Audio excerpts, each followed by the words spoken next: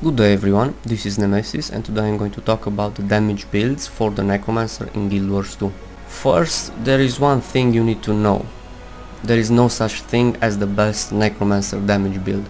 I know there is a lot of confusion out there, a lot of people claiming they have found the best damage build, but that's not true.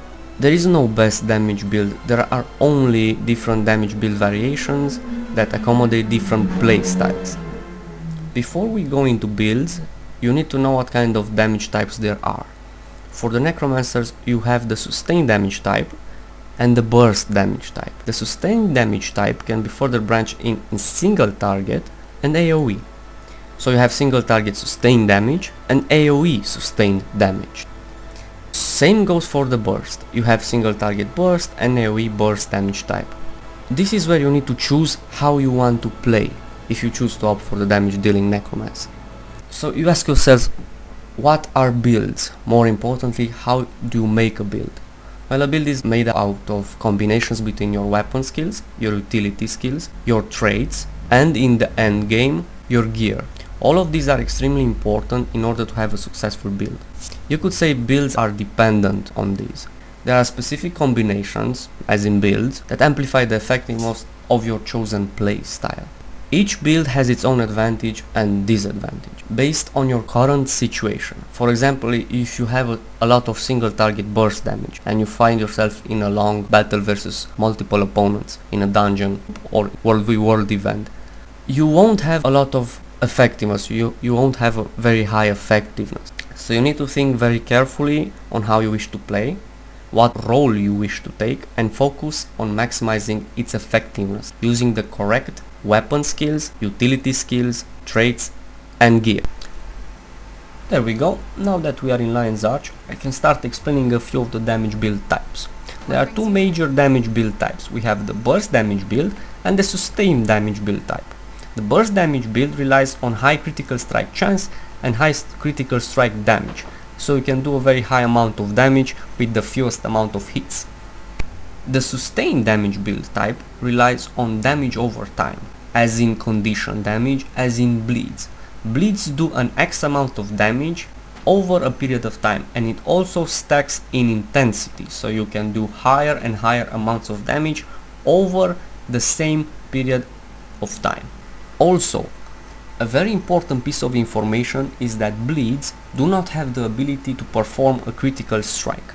That means that anything related to critical strike chance and critical strike damage is for the burst damage builds and not for the conditions damage build, for the sustain damage builds.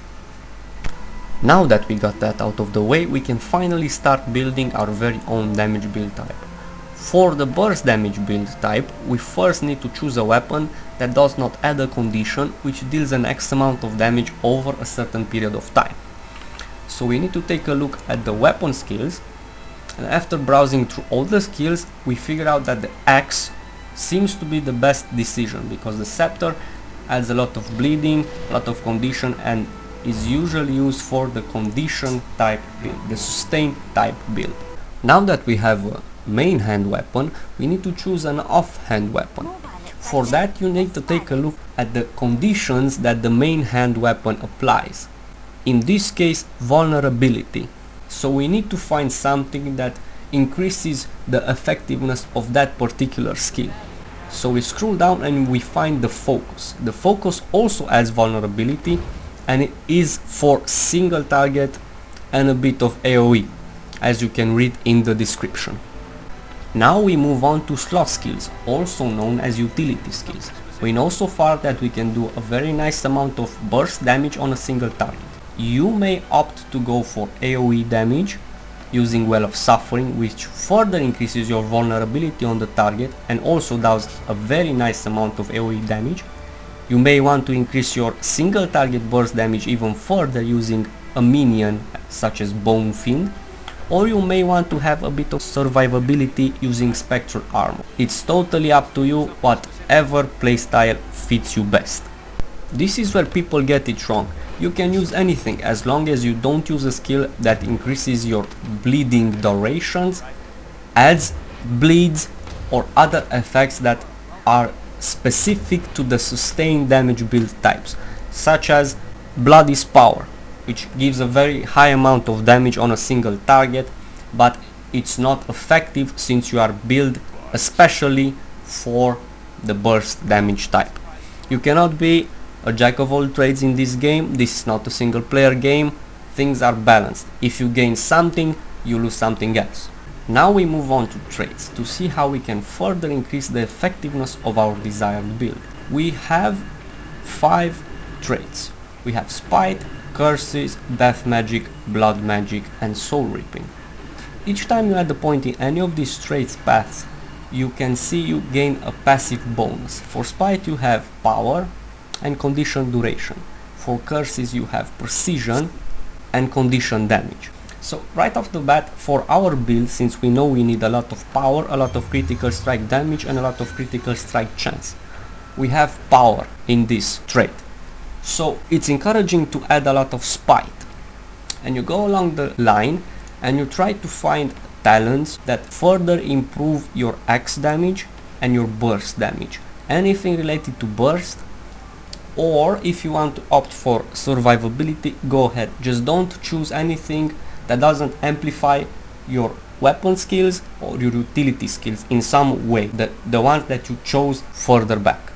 We move on to curses. We see that the passive bonus is precision and another one is condition damage. Here is where a lot of people get it wrong.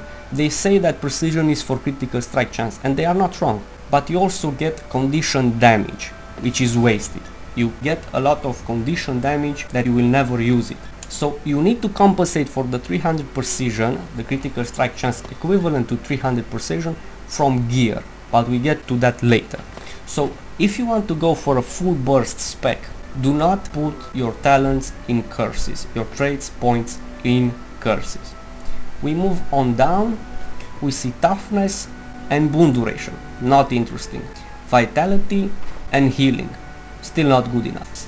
We go further down and we see critical strike damage and life force pool. Critical strike damage is very good for us. Life force pool, not so much, but it helps to stay alive.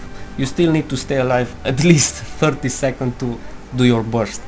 So you need to put, apparently you need to put 30 points in Spite and 30 in Soul Reaping. The other 10 is up to you. You can go for toughness with wound duration or a bit of vitality and healing. We're almost done. We have finished customizing our weapon skills, utility skills and traits. All we need now is some armor.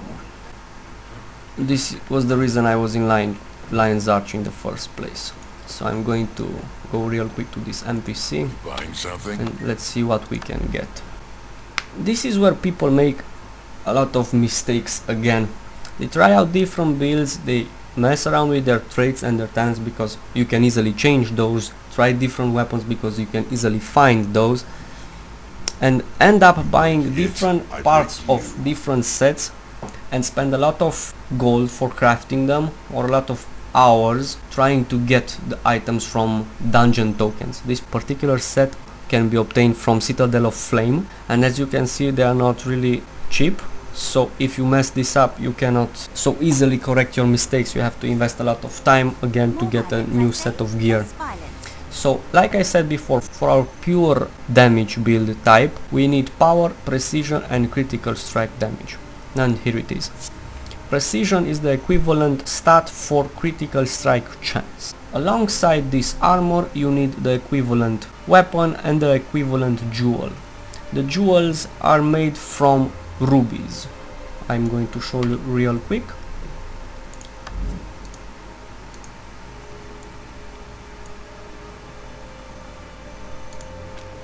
Ruby jewels give power, critical strike damage and precision.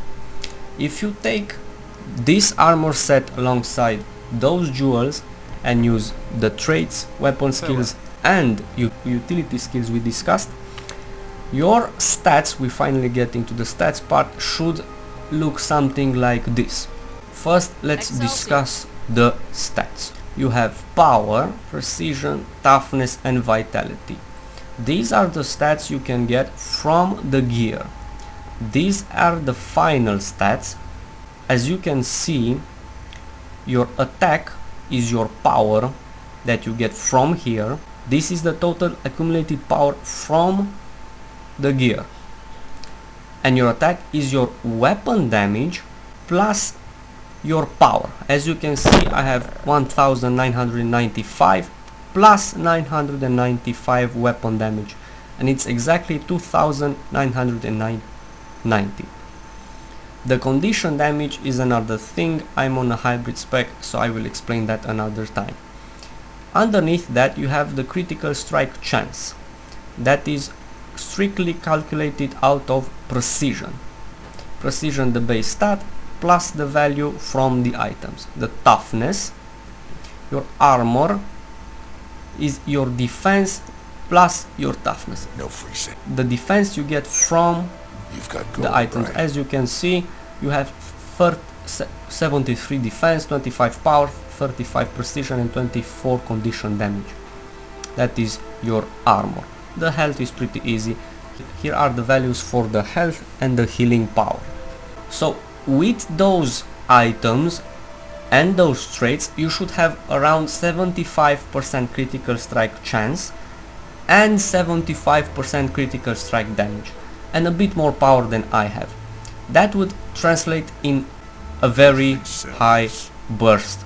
As you can see, I have 0 critical strike power, and my ghostly claws deal 8 times a relatively good high amount of damage. You can almost double that using the traits, weapon skills and items combinations we have discussed.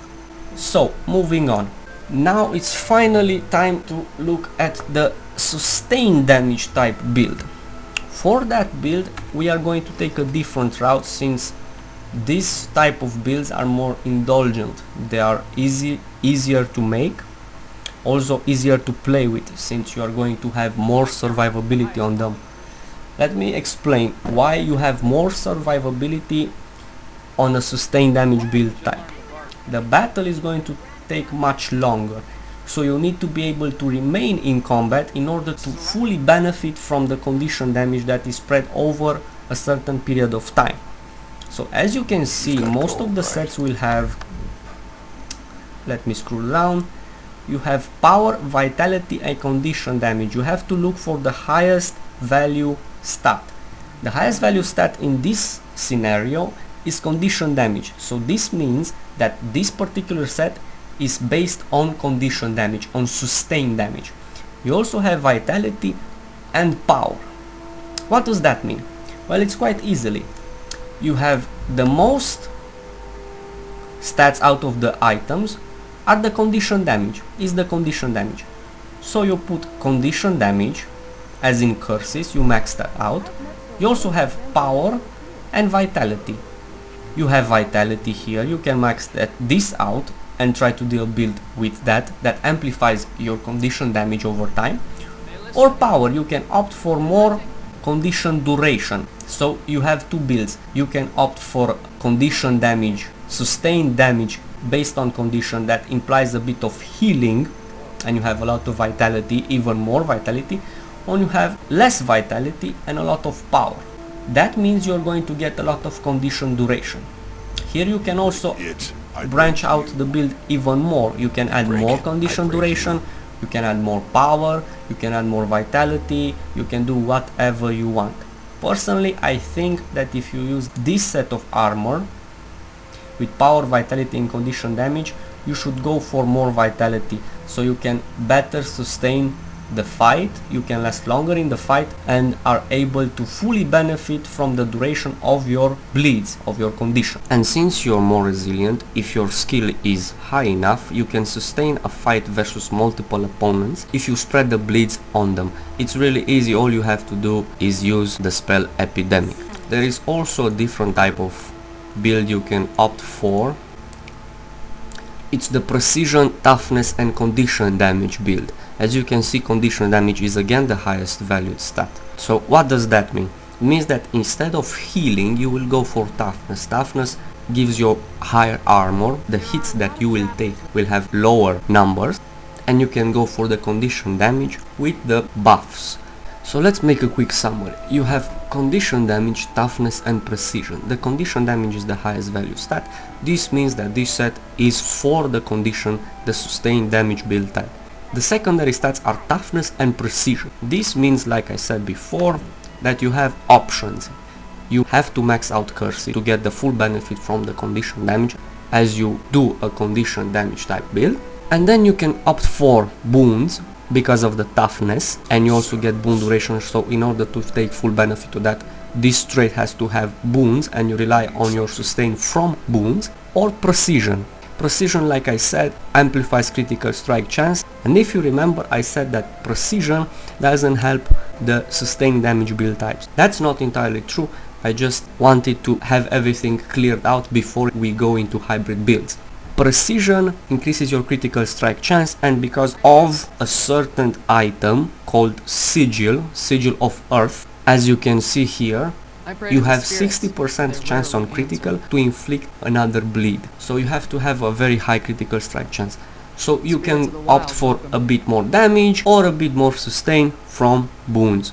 It's totally up to you. Like I said, it's not about the Holy Trinity. There are different build variations for different playstyles. And the beauty of this system is that you cannot have it all. If you gain a bit of critical strike chance, let's say, you play in a different way, you have more damage but less sustain, less ability to last more in combat. It's a very beautiful system. So now we move on to the last part, the last build type, and that is the hybrid. This is also the reason I recommended not to go for power when you had power, vitality and condition damage. The power part is more for the hybrid. So you have sort of a pure hybrid. What does the pure hybrid mean?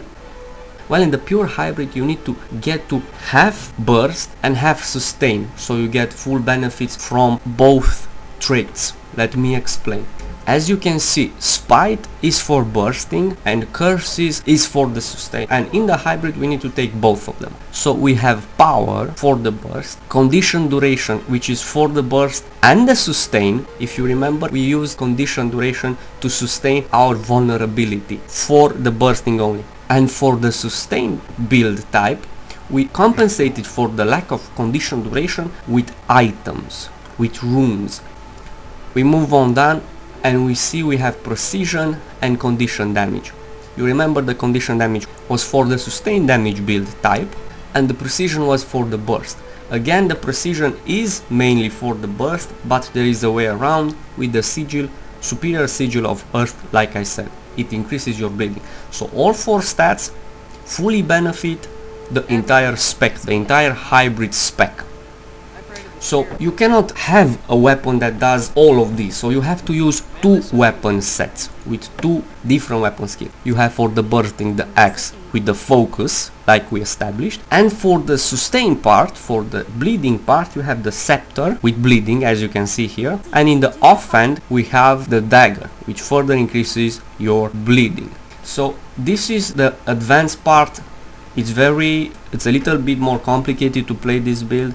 It's also my favorite build because you are prepared in any situation. All you need to do is get to 50% critical strike chance. Why 50%? Because anything under it means that you won't do a critical strike once every 2 hits, and that means you don't have an extra bleed every 2 hits. Also, you don't burst a critical strike hit every 2 hits. Everything above that means you're not going to get enough condition damage, because like I said, if you amplify one particular damage type, you lose in the other, or you lose survivability, you lose something. So critical strike chance at 50%, then dump everything else in condition damage. For this particular build you have the Flame Legion Mask of the Rampager.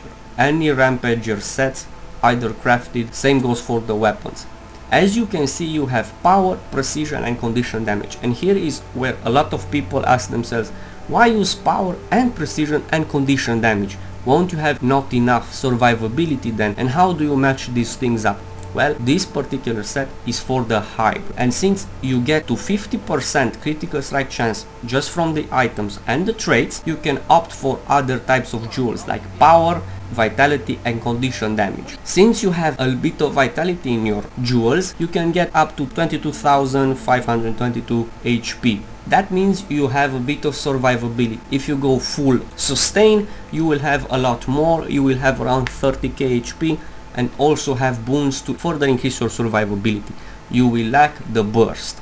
That is very important. You think you can outlast everything, you can stay in a fight the longest and you can kill anything.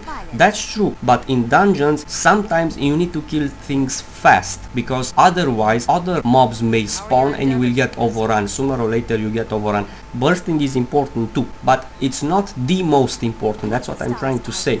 If you have a lot of burst and if you do not burst down an opponent, you have to last longer in a fight, then all your skills are on cooldown and there is nothing you can do about it. Your maximum efficiency drops drastically. As for my hybrid build, I'm going to demonstrate its effectiveness for my chosen playstyle.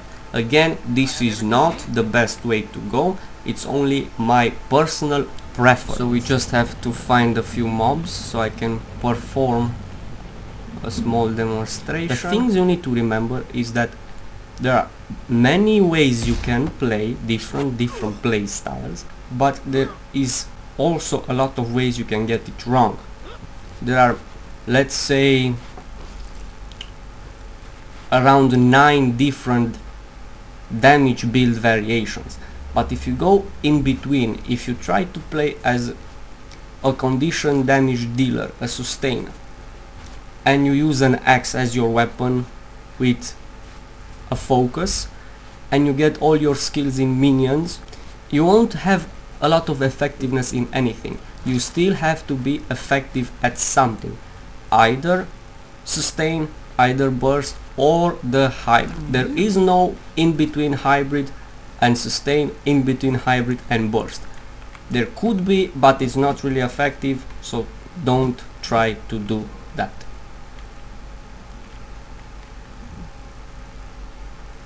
Let's find a few mobs.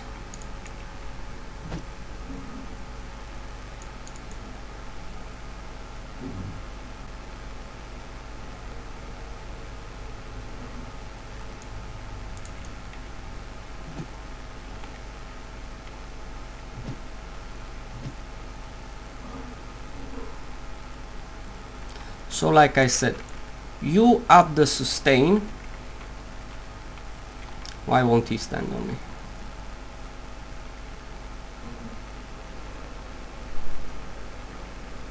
You up the sustain, you spread the dots, you use for bursting, and you start bursting. As you can see, I have a lot of vulnerability on all of the targets. I have a lot of burst on all my targets. I can sustain while the dots are ticking, while the sustain goes up. I can burst. Each time I'm on cooldown, I rely on my sustain. Each time the cooldown goes off, I can burst a bit more. I have a lot of survivability, so I'm able to last in fights, and that is always important, even in raids. More important in raids actually, because they are not so forgiving. And you need this amount of survivability, because since you're going to do a lot of AoE, you will aggro a lot.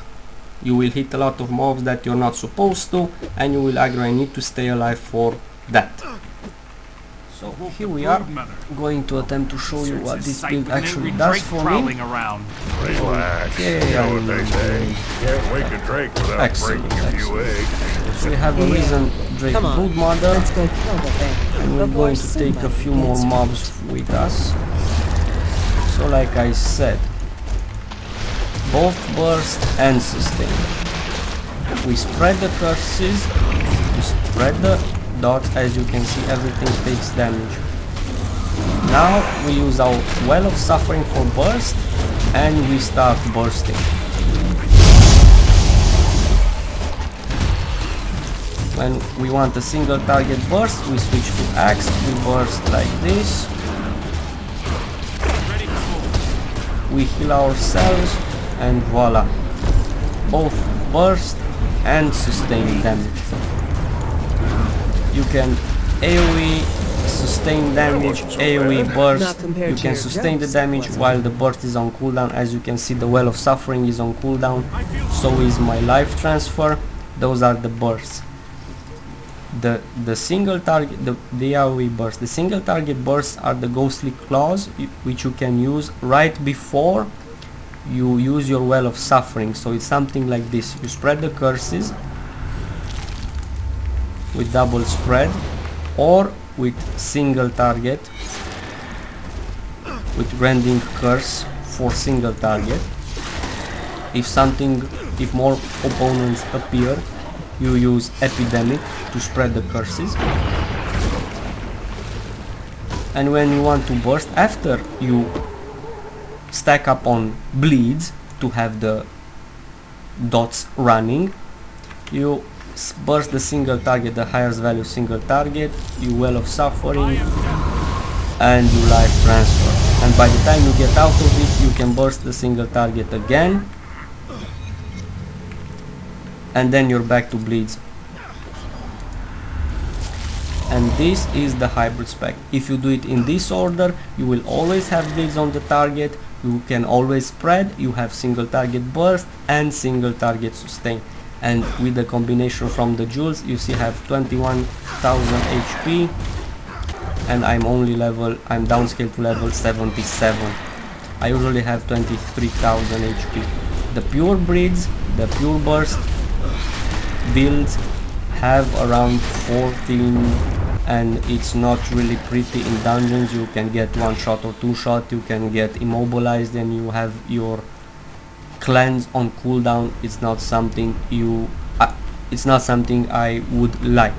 So this is why I prefer this build. It's also the most complex, it's also the most hard.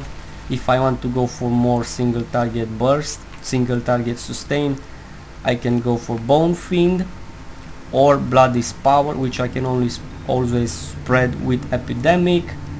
And since I need a bit more single target sustain, I can get a Flesh Golem, which is permanent, that adds a very nice extra 700 damage, which is pretty good. I've seen a lot of people using pure damage breed spec, and they don't even do 700 a hit, and it's just sad. It's really sad. So no build is actually the best build. If you're having problems staying alive, use some vitality, use a sustained damage build with vitality or toughness, depends on the items you can get your hands on or you can craft. It's not really an issue. If you want to go full, you want to risk it all and go full burst, you can play like that, is no problem. You can also add some runes, runes of assassin. I think when you get really low health, you can stealth yourself and get away, and after you heal you can come back in the fight. Whatever fits your playstyle. I just wanted to show the people what ArenaNet has done, how the combat system works, how the build system works, which is amazing. I really like it, and I've played a lot of games and I know how these things work. There always was the Holy Trinity, and I never did like that. So this is how you can play, and I'm very happy with it. And the complexity goes on forever, depends on the traits. As you can see here, I have number 5 for retaliation, number 10 for spinal shivers, and number 12 for damage below 50% health. If you want to go just a bit more burst, you can get the Axe trait. If you want to go just a little less survivability, instead of retaliation you can get something else. You can use a condition. The combinations are nearly unlimited. The only problem is, don't try to use an axe if you go full conditions. Don't try to use a scepter if you go full burst. Don't play with minions if you go full burst. Don't try to be a jack of all trades. It's not going to work. There are still specific routes you can take. The thing is, the complexity and the in-between lines are much greater, so you can do, basically you have many playstyle. This concludes my tutorial for today. I did my best to try to help you guys understand what different playstyles there are and how to best increase your effectiveness in your chosen playstyle. Again, the playstyle I opt for is not the best one, it's just personal preference. The combat part didn't turn out as well as I hoped. The recording part is eating up all of my frames, my computer is struggling right now. This is also my first tutorial video, I hope I did good. Feel free to leave in the comment section below any advice, any feedback, and if you want to see more of this, leave a suggestion of anything you would like me to explain or do. Vista points, PvP maybe, dungeons, I will try to record a few dungeons for you, the harder ones, anything you like. And if you found this particular tutorial helpful, feel free to subscribe and give me a thumbs up, that will convince me to further continue down this path. Thank you again for listening, and until next time, enjoy your gaming and have a good day.